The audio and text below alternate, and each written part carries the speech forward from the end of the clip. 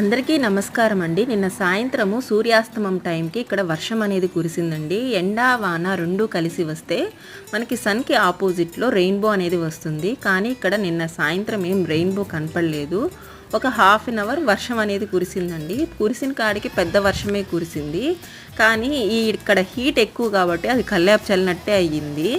ఈ వేడి వేడి మట్టిలో వర్షం నీళ్ళు అనేవి పడుతూ ఉంటే ఆ స్మెల్ అనేది చాలా బాగుంది.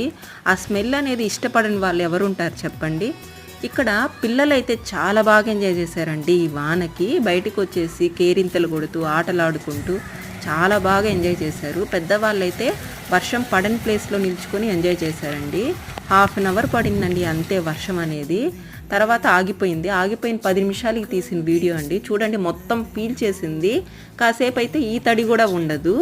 మనకి హీట్ అనేది ఇంకా బయటకు వస్తుంది. లోపల ఉండే హీట్ కూడా బయటకు వచ్చేస్తుందండి ఇంకా మొత్తం కూడా.